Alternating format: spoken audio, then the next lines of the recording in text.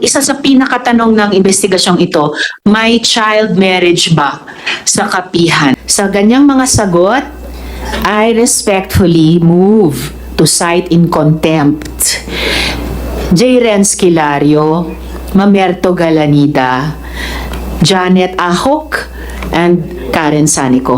I so move, Mr. Chair. There is a motion to cite in contempt Jerry Esquilario, Mr. Galanida, Karen Sanico, and what's the first name of Ahok? Janet. Janet Ahok. Is there any objection? Hearing none,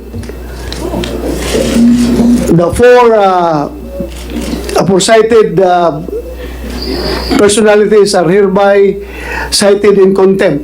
So ordered.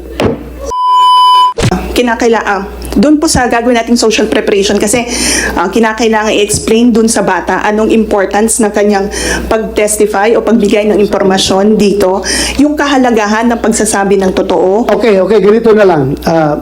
Magbigay ka ng social worker mo doon, kumsek, bigyan mo ng kwarto, mag-usap sila doon, then afterwards, you give me your recommendation, ha? Kung pwede bang iharap sa committee yung bata. Kung mag-recommend ka na, hindi po pwede, Mr. Chairman, we will follow your recommendation. Pag sabi mo pwede, it's up to your determination. Okay? So, akong interest ko lang dito is fair ako, ha? Fair ako, wala tayong pinapaboran. Mr. Chair, siguro dapat kasama si ASEC Dumlao plus no representatives coming from Kapihan o Bayanihan. So wala. WD at yung mga bata lang. Yung bata lang at least WD, pag-usap sila. Yes, you want to say For the something? record, Mr. Chair, the parents are here. They can assist their children. They are here. Sa batas with po, us. DSWD ang nagpo-process nito, yung psychological evaluation, trauma prevention, etc. So, yun po yung pinag-uusapan ngayon. So sila, Mr. Chair. walang problema, magtiwala tayo. Yan ang mandato ng DSWD, pangalagaan yung kapakanan ng mga bata. So, tiwala tayo sa kanila. Yusek, Asik, you can proceed now. You want to say something ba? Mr. Chair, maraming salamat po. Kasama po ng DSWD ang Council for the Welfare of Children. Very good. Titingnan po natin at siguraduhin nga po that the best interest of the children will be upheld and promoted and protected. In the person of Yusek Tapales po of CWC. Tapalis. How much time do you CWC need? is the attached agency of How much time will DSWD. you need? 2 hours, 3 hours?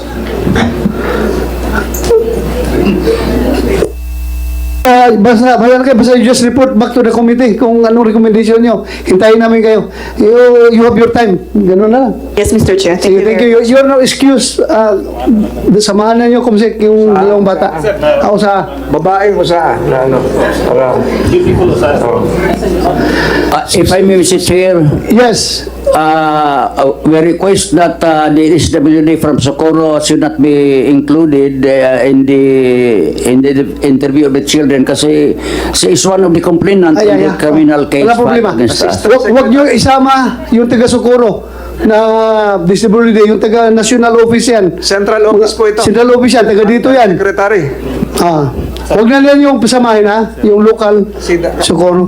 CWC. CWC. Yes, go ahead, ma'am. Para mag-start na kayo. Your excuse. Senator Risa, you want to continue? Please. Nahahawa ako sa inyo, Chair.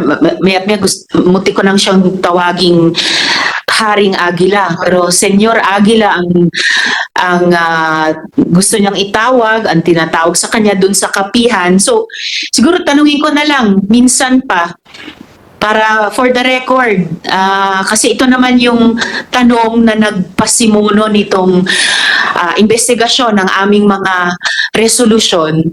So Mr. Chair, itatanong ko ulit, itatanong ko kina J. Renz Kilario, Mamerto Galanida, ganon din kay Janet Ahok at kay Karen Sanico. Yung isa sa pinakatanong ng investigasyong ito, may child marriage ba sa kapihan? Kasi meron po tayong di kukulang sa 4 na mga witnesses nag-a-attest dito sa child marriages sa Kapihan. Kasama na po yung isang actual party to the marriage, si Elias Jane. Meron din po tayo, at ipinakita ko kanina, Mr. Chair, sa opening statement, isang official document na ang pamagat ay Family Planning Certificate, kung saan yung minor, 15 dun sa form, ay indicated na married. Married ang civil status. At kayo po, Mr. Kilario, kayo po, Senyor Aguila, ang presidente ng SBSI on official record. Meron pa nga hindi tayo napag-usapan, Mr. Chair, Senyor Aguila, na pinapa-family planning pa talaga yung mga menor de edad na babae na pinapakasal nyo sa mga lalaking of legal age. Na nalalagyan sila ng, ano ba yun? Yung Oo, implant para sa family planning. So, patuloy pa ba kayo nagde-deny na may child marriages na nangyayari sa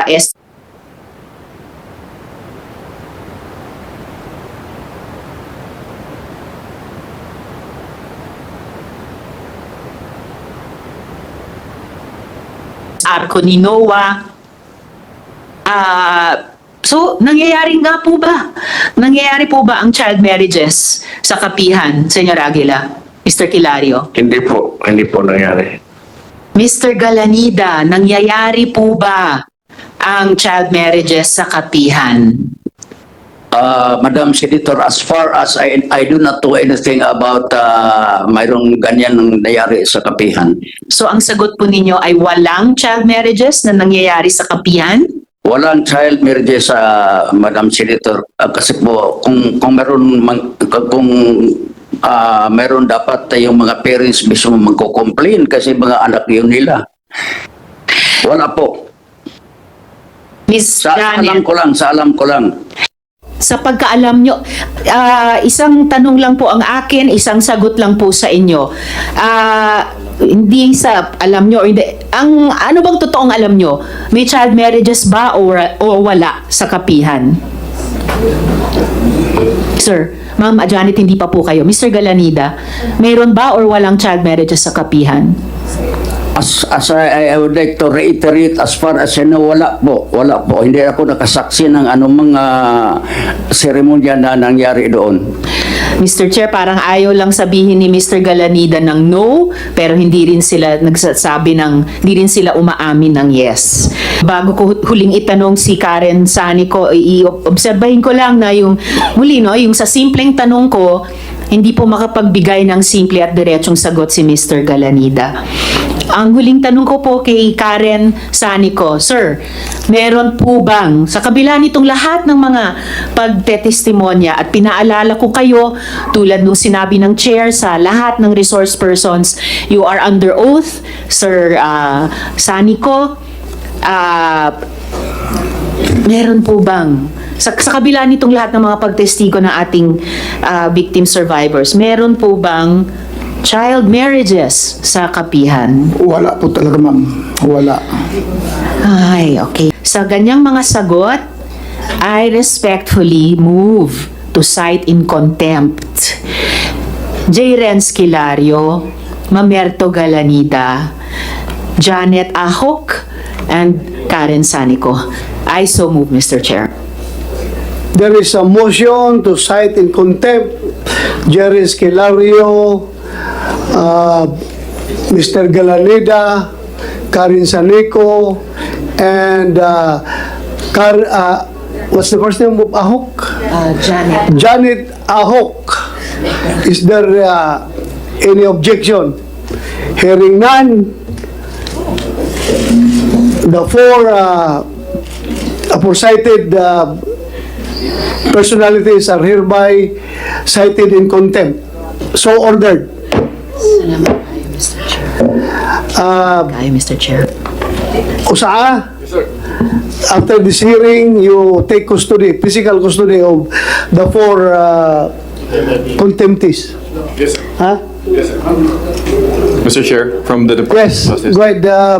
Mr. Chair, Yusek T. yes, Mr. Chair, maybe just request for the committee, for the Senate to allow the respondents who are cited in contempt to attend the hearings in the Department of Justice will be scheduled in 2 weeks. Yes, we will just make the necessary communication, and USAA will take care of that transportation papunta dun sa hearing ninyo. Okay, thank you, Ha? Mr. Chair.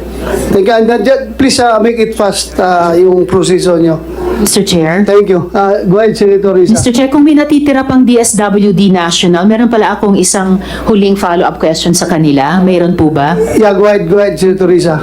Ang tanong ko lang po, or baka pwede ring may input din ang Socorro MSWDO, kung yung mga miyembro ng SBSI ay ma-determine na naging biktima ng human trafficking, tama po ba na entitled din sila sa assistance at benepisyo mula sa gobyerno para tulungan sa kanilang rehabilitation at saka reintegration?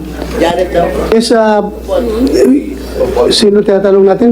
Senator Risa? Taga DSWD sana DSWD? po. Nandun pa sa loob, may kinakausap pa. Maybe you can shift your focus muna dito. Opo. Salamat Well, Mr. Chair. Sir Kent, Kent Steven Consigna, dun po sa ipinakitang letrato ni Chair kanina, kasama po kayo doon? Opo, ma'am. Kasama ko noon. Kasama po kayo. Tapos, kayo po ay miyembro ng pangalawang antas ng Soldiers of God, yung Cluster ano po yung Agnus notes po. Cluster Agnus. Cluster, yun po. Cluster Agnus. Opo. Meron din po kayong marka tulad ni Jeng, Ito po. Sir Jeng kanina? Meron. At lahat po ba ng miyembro na nasa kapihan ay may ganyan? Hindi lahat, ma'am, kasi yung iba dito lang kinukunan ng dugo Sa daliri. sa daliri. Pero sino-sino po yung may ganung Yung- tattoo or marka? Sabi nila, ma'am, yung matatapang daw magpalaslas daw sa braso. Okay. So, last po yan. And then kapag humihilom na, yun na yung balat. Oo. Yun na yung Tapos yung scar. dugo po, ma'am, sinisignature namin gamit yung balahibo ng manok sa may papel. Okay. Sinisignature nyo yung dugo nyo sa papel. So, parang ginagaya ba yung katipunan noon? Hindi ko alam po, ma'am. Hindi nyo Pero alam. ganun po yung ginagawa. Okay. Lahat po ba ng levels ng Soldiers of God may ganon? Depende po, ma'am, depende po sa Yung matatapang. matatapang po na nagpapahiwa. Pati po ba yung mga bata sa fetus, Opo. 6 to Opo, 7 years may- old, may ganon na? Ang alam ko po, yung mga bata sa kamay daliri lang po. Sa kamay, sa daliri.